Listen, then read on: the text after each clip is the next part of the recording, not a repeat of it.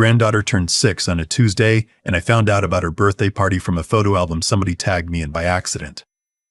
There she was, my Lily Rose, blowing out candles on a cake shaped like a castle in a backyard I had never seen, surrounded by faces I didn't recognize. My son stood behind her with his hand on her shoulder, smiling for the camera. My daughter-in-law had captioned it, "Surrounded by the people who matter most." I counted the guests. 43.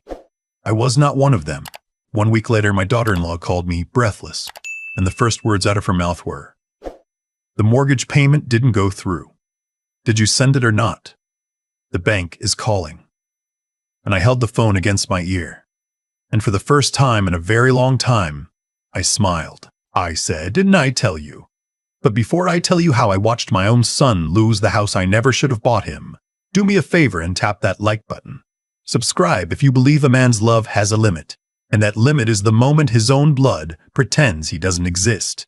And leave me a comment telling me where you're watching from and what time it is, because some nights it gets quiet in this old house, and it helps to know somebody's out there listening. Now let me take you back to that Tuesday, and the album, and the cake I never got to see in person. My name is Walter Quill. I am 68 years old, and I have spent 41 of those years up to my elbows in engine grease and transmission fluid. I owned 3 auto shops in and around Dayton, Ohio, before I sold the last one, and my hands look like a map of every busted knuckle and burn scar I ever earned. People look at me and they see an old man in a Carhartt jacket who probably reads the paper and yells at squirrels. They don't see much else, and that's fine by me. I never had the patience for show. My son, Roman, was never like me. Roman liked the smell of money more than the smell of work. His wife, Sloane, and I'll say her name plain because she earned it. Sloane liked the appearance of money even more. The two of them lived in a 4-bedroom colonial out in a development called Cedar Hollow Estates. The kind of place with a gate and a man in a little booth who waves you through. The house cost $640,000. I know that number the way I know my own birthday because I'm the one who co-signed the loan, and every month the payment came out of an account I funded. They told their friends Roman was in development, and Sloane ran a lifestyle brand, which as far as I could ever tell meant she took pictures of herself holding coffee and complained when the comments slowed down. The truth was simpler. My retirement savings paid their mortgage. My money kept the lights on, kept the leased Audi in the driveway, kept my granddaughter in a private kindergarten that cost more per year than my first house cost outright. They thought I didn't know all of it. They thought I was just the old man who wrote the checks. It was a Sunday dinner, the last Sunday in April, when I asked the question that started all of this. I'd driven the 40 minutes out to Cedar Hollow because Roman had called and said, "Lily Rose, Mr. Grandpa, and I am a fool for that little girl." So I went. Sloane had made some kind of chicken that tasted like it had never met salt, and we were all sitting around their long glass table when I cleared my throat. "So," I said, "Lily Rose turns 6 next week. I was thinking I'd take her to the Science Center downtown, the one with the dinosaur bones. Make a whole day of it. When's the party? I want to bring my brother Dale up from Kentucky. He hasn't seen her since she was in diapers." The table went quiet. Roman looked at his plate. Sloane looked at her phone, then set it down very slowly, like she was deciding something. "Oh, Walt," she said. She only ever called me Dad when she needed something. The party already happened. Tuesday. It was just a little thing. I felt the floor tilt. Tuesday was 3 days ago. It was very small, she said. Just close friends. Family that's local. You know how it is. The logistics get complicated, and honestly, the theme was very specific. A whole aesthetic. We didn't think it was your kind of thing. It was her birthday, I said. I'm her grandfather. Roman finally looked up. Dad, it's not a big deal. We're doing a separate thing with you later. Something more low-key. Burgers, maybe. Burgers. Later. While 43 people I'd never met ate castle cake in a backyard I paid for, I looked at my son. This man I taught to ride a bike. This boy whose orthodontist I paid off in monthly installments while I drove a truck with 200,000 miles on it. And I looked at Sloane, and I saw it then. On her wrist, a tennis bracelet, diamonds all the way around, catching the light from their oversized chandelier. I knew that bracelet. Roman had come to me 4 months earlier, crying almost, saying he wanted to do something special for Sloane's birthday, that their marriage was under strain, that this would fix it. I wrote him a check for $18,000. I sat there looking at $18,000 of my money on the wrist of a woman who had just told me I wasn't her kind of thing. Something in my chest went very still and very cold. It wasn't grief. I'd had grief before when my wife passed, and this was different. This was the sensation a man gets when he finally diagnoses the knock in an engine he's been ignoring for months. The clarity of knowing exactly what's broken and exactly what it's going to cost to fix. I set down my fork. "I'm not very hungry," I said. "Don't be dramatic, Walt," Sloane said, picking up her phone again. "It's a party. We'll send you pictures." I stood up. My chair scraped the floor. Lily Rose, who'd been quiet in front of a tablet the whole meal, looked up at me. "Are you leaving, Grandpa?" That one almost broke me. I bent down and kissed the top of her head. "Grandpa's got to get going, baby. You be good." And I walked to the door and I did not slam it. I closed it soft. That's a thing my own father taught me. You can tell everything about a man by whether he slams the door or closes it quiet. The quiet ones are the ones you watch out for. I drove the 40 minutes home in silence. I didn't cry. I didn't even feel sad, not really. I felt like a man doing inventory, and somewhere around the exit from my own neighborhood, the old neighborhood, the one with the cracked sidewalks and the porch lights, I started doing the math. Not the math of feelings. The math of money. Because here is what Roman and Sloane never bothered to learn about me. They knew I'd owned auto shops. They figured I'd sold them, salted away a decent pension, and that was the well they kept drawing from. What they never asked, never once in all those years of taking, was where a man who fixes transmissions gets the money to co-sign a $600,000 house and write $18,000 checks for jewelry without blinking. The answer is that I never spent a dime I didn't have to. For 40 years, while other men bought boats, I bought property. Little stuff at first. A duplex here. A strip of commercial frontage on a road everybody said would never develop. Then it developed. I bought the building my second shop rented, then the buildings on either side. When the crash came in, '08, everybody was running scared. I was the man at the auction with cash. By the time I sold my last shop, I wasn't a mechanic with a pension. I was a man who owned 11 properties across 2 counties, free and clear, worth a number I don't say out loud because it embarrasses me. And one of those properties, held under a company called Quill Holdings LLC, was the lot and the construction loan paper on a development called Cedar Hollow Estates. I didn't just co-sign my son's mortgage, I held the note. The bank that kept calling Sloane was a servicing company that worked for me. When I got home that night, I sat in my kitchen with a cup of black coffee going cold, and I called the one person who knew the whole picture. Her name is Renata Okafor. She's been my attorney for 22 years, and she answered on the second ring even though it was nearly 10 at night. "Walt, everything all right?" "Renata," I said, "I need you to pull the file on the Cedar Hollow note. The one Roman's in." A pause. "All right, what am I looking for? Tell me where we stand on default provisions." Another pause, longer this time. "Walt, are you about to do what I think you're about to do?" I looked out my kitchen window at the dark backyard. The same backyard where I taught Roman to throw a baseball 35 years ago. "I'm done paying," I said. "Stop the transfers. All of them. And start putting together everything we'd need to call the note if a borrower stopped paying." "That's your son." "No," I said. "That's a delinquent borrower. I'll let you know when I figure out the difference." 3 days passed, and I didn't hear a word from either of them. That silence told me everything. They weren't worried. Why would they be? It was the end of the month, sure, but the money always came. The money was a law of nature to them, like gravity, like the sun.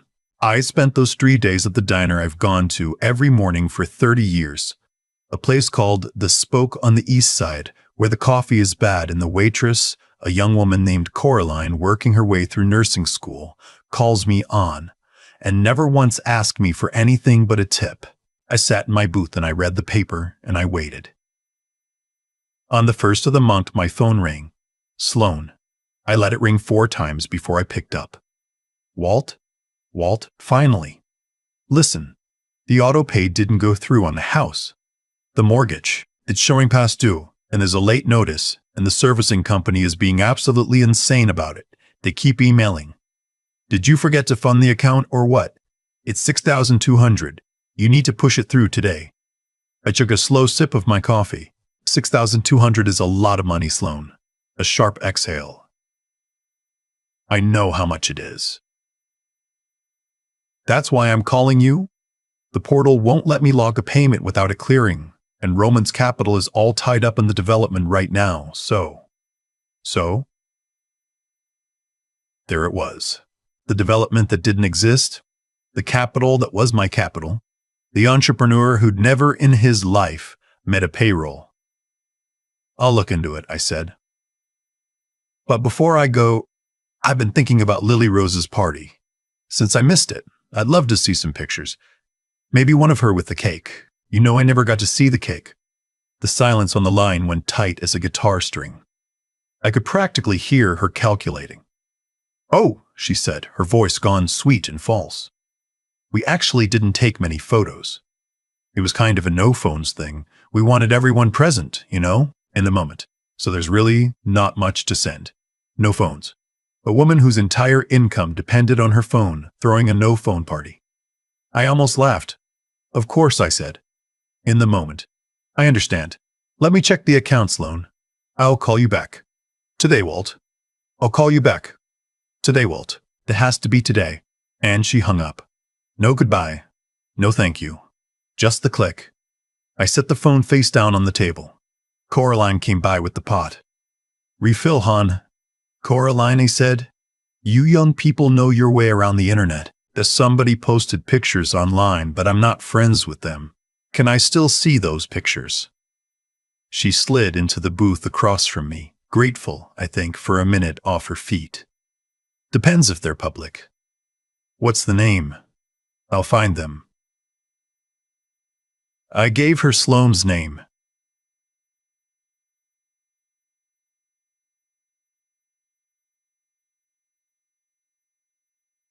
Sloan, who branded herself as a public figure, who would no sooner make her account private than she'd wear last season's boots. Coraline's thumbs flew.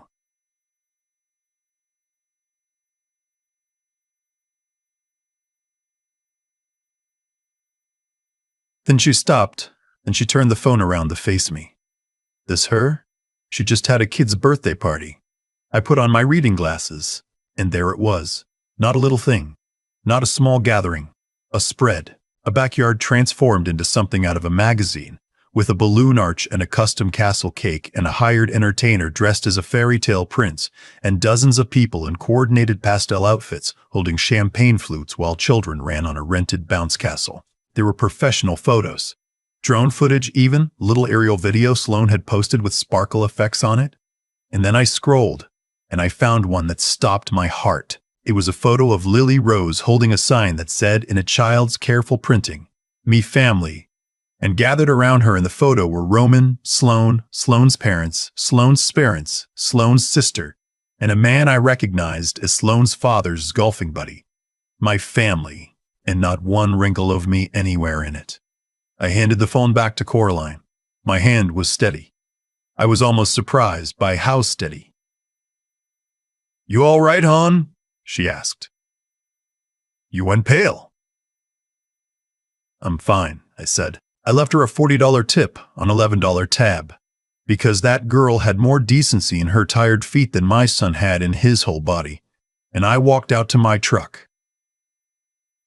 I sat in the cab and I opened my banking app and I looked at the saved transfer. Roman Quill. 6,200. My thumb hovered over it. It would have been so easy. I'd done it 100 times. It was a reflex by now, like signaling a turn. But I thought about that sign. My family. And I thought, all right, son. If I'm not your family, then I'm not your bank either. I closed the app. I didn't send a dime. For the first time in my adult life, I was not going to be the thing that caught them when they fell. I was going to be the ground. 2 days after that, I made a mistake. I'll admit it. My heart got ahead of my head. I drove out to Cedar Hollow, and I told myself it was to check the property, inspect the siding, look at the grading on the back lot. But the truth is, I wanted a reason to forgive them. A father's heart is the most stubborn machine ever built. It keeps running on fumes long after every gauge reads empty. I had a key, of course. I held the note. I went up to the front door and my key didn't fit. They'd changed the locks. Put in one of those keypad systems, a glowing thing where the deadbolt used to be. They'd spent good money to lock out the man who paid for the walls. I stood there feeling like a fool, and that's when I heard it through the door, which they'd left cracked to let in the spring air. Laughter. Sloane's voice, high and bright. You should have seen his face, she was saying. When I told him the party already happened, he looked like a kicked dog. It was honestly kind of sad. Another woman's voice. But aren't you worried he'll get upset? He pays for everything, doesn't he? And then my son, Roman, laughing, easy light. Dad? Nah. He's a soft touch. All I've got to do is call him in a couple days, talk about how stressed I am. Maybe let my voice crack a little. He loves playing the hero. He'll have the money in the account before I finish the sentence. The old man can't help himself. He needs us more than we need him. I won't pretend that didn't go through me like a blade. I leaned my forehead against the door for a second, and I closed my eyes. And then the strangest thing happened. The hurt didn't grow. It hardened. It set up like concrete. The part of me that wanted to be loved by these people just stopped. And what was left standing was the man who used to walk into a negotiation and walk out owning the building. I put my useless key back in my pocket. I didn't knock. I didn't say a word. I straightened my jacket, and I walked back to my truck, and I checked my watch. 2 in the afternoon. Renata would still be in her office. I drove downtown to the building on 3rd Street, the glass one with my company's name nowhere on it but my money holding up every floor. The young man in the elevator looked at my Carhartt jacket and my work boots and pressed himself into the corner like I might be carrying something contagious. He had no idea he was riding in a building I owned. Renata was waiting. She'd cleared her afternoon when I texted. She had the file open on her desk. Talk to me, she said. Stop the autopay, I said. Already done. It's been stopped since last week like you asked. As of yesterday, the loan is officially in default. The grace period closed at midnight. Good. Initiate the standard process. Treat it like any other delinquent note in the portfolio. Renata took off her glasses. Walt. The standard process on a defaulted residential note is a notice of default, then a demand for full payment. Then we file for foreclosure. That last part puts your son and your granddaughter out of a house. I know what it does, I said. I wrote half those provisions myself. They'll figure out it's you. Quill Holdings, Walt. The name's right on the paper. No, I said. Roman has never once read a contract in his life. He thinks Quill is a common name. He's never asked me a single question about my business in 30 years. He just holds out his hand. He won't make the connection until I want him to. She was quiet a long moment. Is this punishment, or is it a lesson? I thought about that honestly. Because Renata's the kind of person who deserves an honest answer. I don't know yet, I said. I want to find out who he really is when the safety net's gone. If he's a man, he'll get a job. He'll downsize. He'll call and apologize. And if he's not, I stopped. If he's not, she said, then he'll have to build himself up from the bottom, same as I did. And there's no shame in the bottom. The only shame is in pretending you were never there. She picked up her pen. I'll have the notice posted tomorrow. 3 days to cure, then we file. Make the print big, I said. I don't want them missing the details. I'd love to tell you the next part was clean. It wasn't. Desperation never is. When you pull the floor out from under people who never built anything, they don't fall gracefully. They claw. The notice went on their door, and Sloane called me 11 times in a row. And when I finally answered, I made my voice old and confused, like I'd just woken from a nap. She screamed about the servicing company, about a delinquency, about how the bank was harassing them. I told her, gentle as you please, that I was sorry, but I was a little short this month myself, that my own accounts had gotten tight, that maybe Roman, being the successful developer he was, could cover it just this once. The silence on her end was the silence of a woman watching the only thing she'd ever bet on come up empty. They scraped it together that month. Sloane sold the diamond bracelet, the $18,000 bracelet, to a consignment place on 5th for $4,000 cash. Roman called every friend who'd raised a glass at that party, and every one of them suddenly had cash flow problems of their own. Funny how that works. People who'll drink your champagne won't lend you $1. They paid the past due amount with about an hour to spare, and they thought they'd won. They thought I'd buy them another bracelet to sell. I had no such intention. The next month came, and there was no money. And this time when Roman called, he came at me with the cruelest play in the book. He told me he was in the hospital.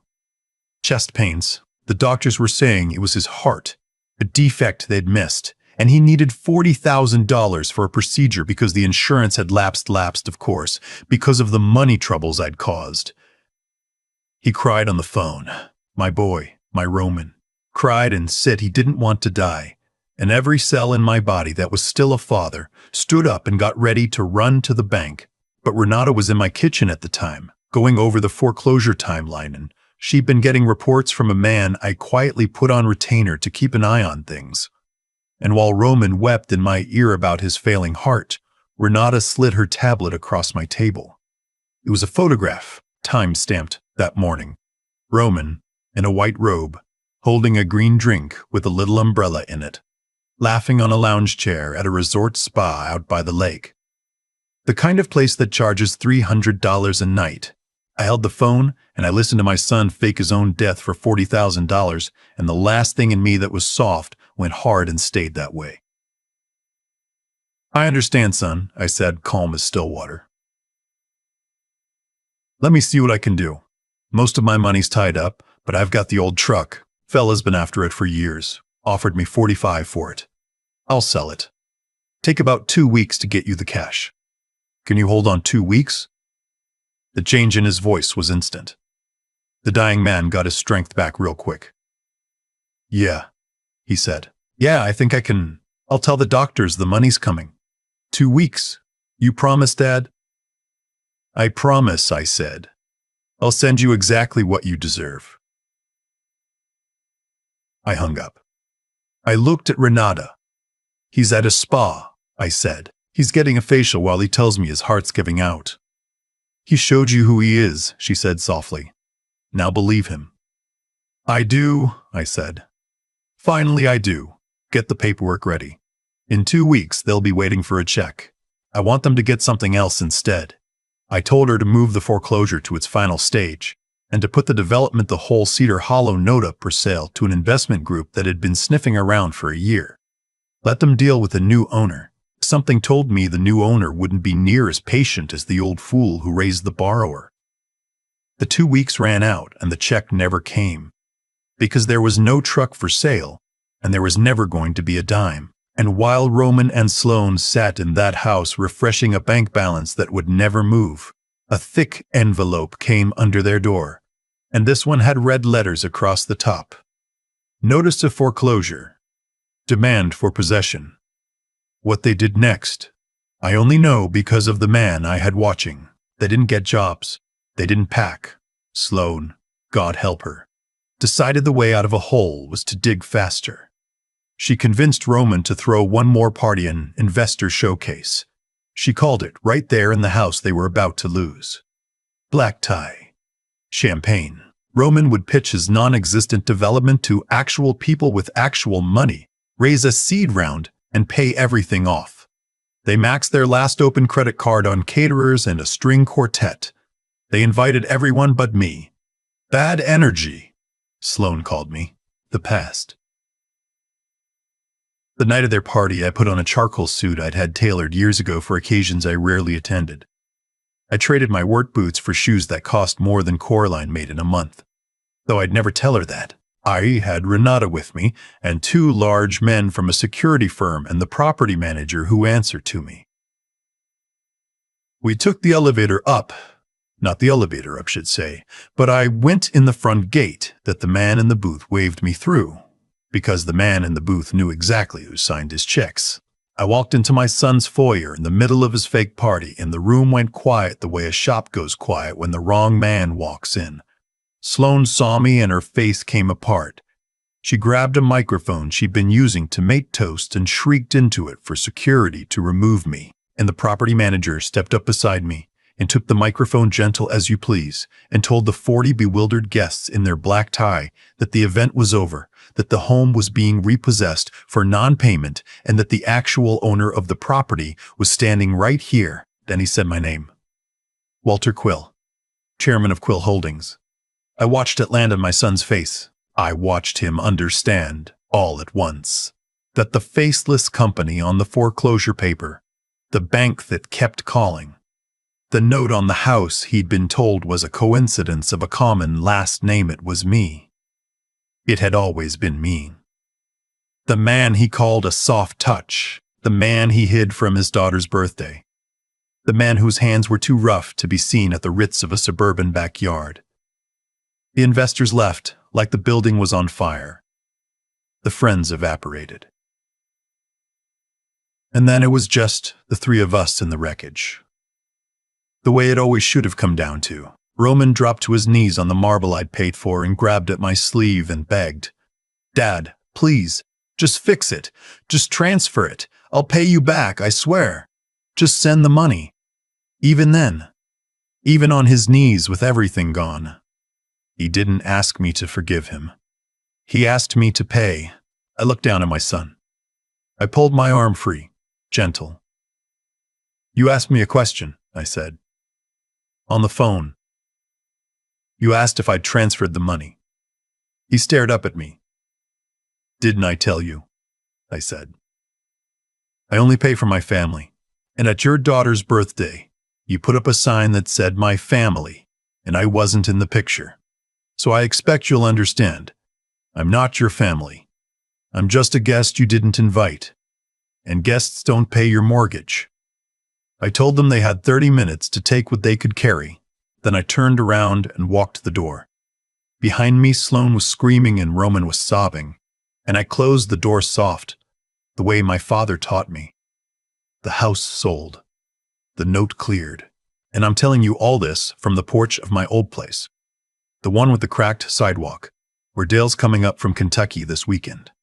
And we're going fishing for the first time in 11 years. I took the money from the sale, every dollar of it, and I started a fund at the community college downtown, the Quill Trade Scholarship, for kids who want to learn to fix engines and frame houses and wire buildings.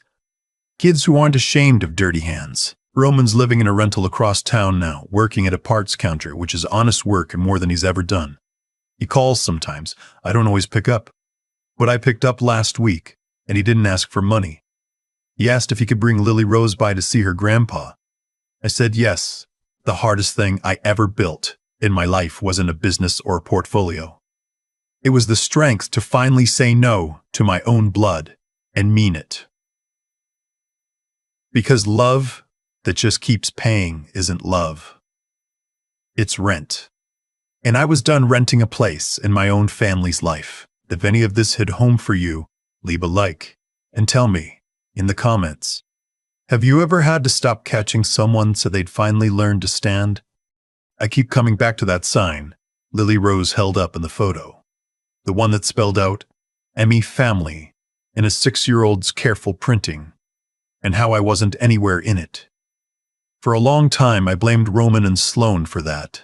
But the honest truth is that I built that moment myself, one check at a time, over 30 years. Every time I paid a bill they should have paid. Every time I solved a problem they should have sweated through. I was teaching my son a lesson, just not the one I meant to teach. I was teaching him that consequences were something other people had. That's the first thing I'd want any father to sit with. What you fund, you grow. I funded comfort. And I grew a man who mistook his father for a faucet. The thing that finally turned it around wasn't the money, and it wasn't even the anger. It was the moment at the spoke when I made myself look at the truth instead of the story I wanted to believe. Sloan told me there were no photos. I could have let that lie comfort me. Instead, I asked Coraline to find them, and I looked at what was really there. That's a hard discipline. Looking straight at a thing that's going to hurt you and not flinching from it. I think a man's whole life turns on whether he's willing to do that. You can't fix an engine you refuse to open up. You can't fix a family that way either. But seeing clearly isn't enough on its own. Plenty of men see exactly what's wrong and do nothing, because doing something costs more than they're willing to pay. The hardest part wasn't understanding that Roman had to fall. He was standing in that doorway, hearing him call me a soft touch, and choosing not to send the money the next morning when every father bone in my body screamed to. That choice took something I didn't know I still had. It would have been so much easier to keep paying and keep pretending. Easy is how I got into the mess. Hard is the only road that got me out. Treat people right, even the ones who can't pay you back, like Coraline, who got a $40 tip because decency deserves rewarding wherever you find it. See things as they actually are, not as you wish them to be. And when you finally know what's right, have the backbone to do it, even when it breaks your heart in the doing. Those 3 things saved me. And I'm 68 years old. And I only just learned to hold all 3 at once. Roman calls now. Last week he asked to bring Lily Rose by. And he didn't ask for a dime. Maybe the bottom taught him what 30 years of my money never could. I'd like to believe that. Either way, I'm not renting my place in this family anymore. I'm just living in it.